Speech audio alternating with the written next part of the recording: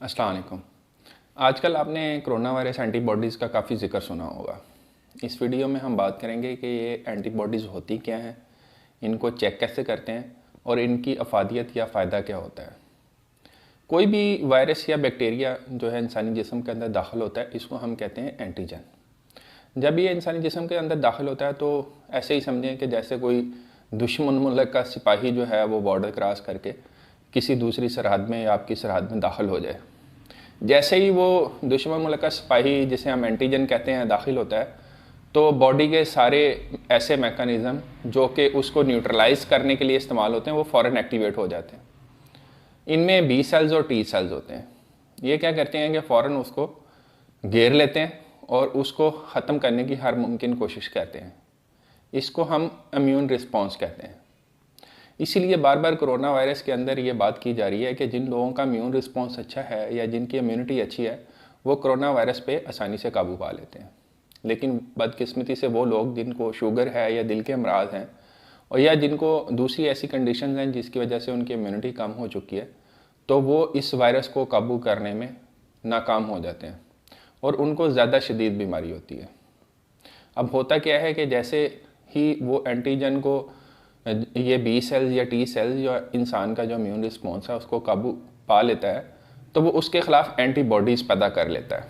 ये एंटीबॉडीज़ क्या होती हैं कि अगली दफ़ा जैसे ही इससे मिलता जुलता या ये वाला एंटीजन दोबारा, जैसे कि इसमें एंटीजन कोरोना वायरस है, वो इंसानी जिस्म के अंदर दाखिल हो तो उसको फ़ौरन न्यूट्रलाइज़ किया जा सके, उसको बढ़ने से रोका जा सके और उसकी वजह से दोबारा शदीद बीमारी ना हो।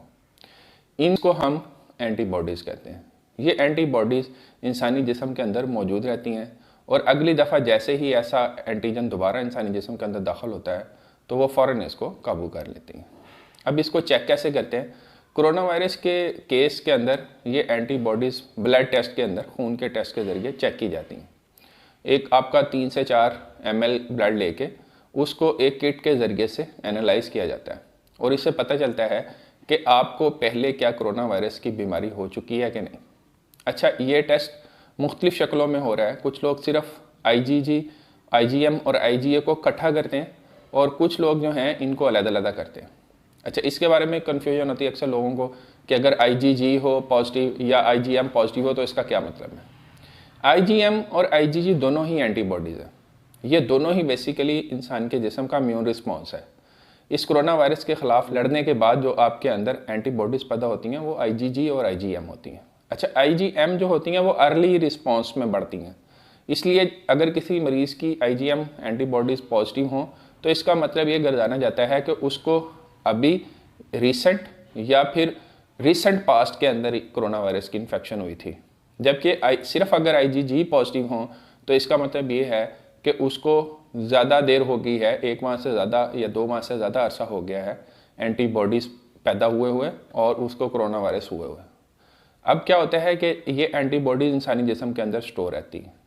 एक सवाल बहुत ज़्यादा जो है वो पूछा जाता है कि ये एंटीबॉडीज़ कितनी देर तक ज़िंदा रहती हैं। इसके ऊपर 2 से 3 मेजर अभी तक ट्रायल्स हुए हैं। कोरोना वायरस के केस में पहला जो CDC की तरफ से ट्रायल बताया जाता था कि उन्होंने चेक किया था कि इंसानी जिस्म के अंदर 3 माह तक यानी 90 डेज़ तक तो मस्ट ये एंटीबॉडीज़ रहती हैं। अभी कुछ दिन पहले एक अच्छी खबर है कि UK के अंदर एक ट्रायल हुआ है जिसमें उन्होंने 6 मंथ्स तक लोगों को फॉलो किया तो उसमें उन्होंने देखा 88% लोगों के अंदर भी अभी भी एंटीबॉडीज़ 6 माह के बाद भी मौजूद थी। इवन कुछ रिसर्चेस के अंदर 8 मंथ्स और 9th मंथ तक भी लोगों को फॉलो किया गया तो उनके अंदर एंटीबॉडीज़ मौजूद रही। लेकिन क्या अगर ये एंटीबॉडीज़ ख़त्म हो जाएं तो उसके साथ ही इम्यूनिटी भी ख़त्म हो जाएगी? नहीं, ऐसा नहीं होता। यही बी सेल्स या टी सेल्स जो होते हैं इन्हीं के अंदर से कुछ सेल्स जिनको हम मेमोरी सेल्स कहते हैं वो बन जाते हैं। मेमोरी सेल्स बेसिकली उस बीमारी के बारे में अपने अंदर एक मेमोरी स्टोर कर लेते हैं और ये जो होते हैं ये बहुत लंबे अरसे तक जो है वो इंसान के जिस्म के अंदर इम्यूनिटी को बरकरार रखते हैं।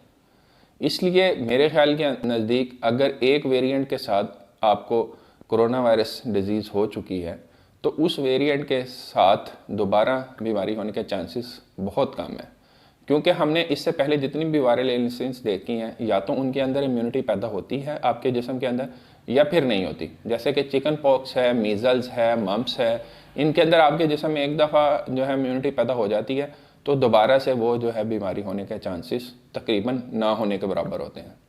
लेकिन अभी अनफॉर्चुनेटली एक साउथ अफ्रीका का वेरिएंट है, का ऐसा वेरिएंट देखने में आया है जो लोगों को री इन्फेक्शंस कर रहा है।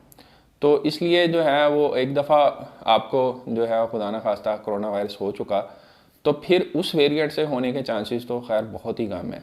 लेकिन नए वेरिएंट के साथ, जैसे कि साउथ अफ्रीका के केस में देखा गया है कि इवन उन्होंने ये टेस्ट भी किया है कि जो वैक्सीन है वो इस वेरिएंट के ख़िलाफ़ जो है वो कारगर साबित नहीं हो रही। तो इसलिए जो है ये एहतियात जो है वो फिर भी हमें जारी रखनी पड़ेगी, क्योंकि वायरस की नेचर ऐसी है कि ये अपने अंदर बहुत तेज़ी से तब्दीलियाँ लाता रहता है। तो वायरस के अंदर तब्दीलियाँ आती रहेंगी, नए वेरिएंट्स बनते रहेंगे, लोग री इन्फेक्ट होने के चांसेस भी बढ़ते रहेंगे। लेकिन अगर आपका इम्यून रिस्पॉन्स एक दफ़ा जो है इस वायरस के ऊपर काबू पा लेता है तो ज़्यादातर चांसेस हैं कि नेक्स्ट टाइम भी वो उसके ऊपर काबू पा लेगा। लेकिन फिर भी आपने जो है एहतियात इसीलिए कहा जाता है कि वो जारी रखनी है, हाथ धोते रहना है, मास्क का इस्तेमाल करना है, ताकि इस वायरस या इस वायरस से के मुख्तलिफ जो वेरिएंट्स हैं उनसे बचा जा सके। बहुत शुक्रिया।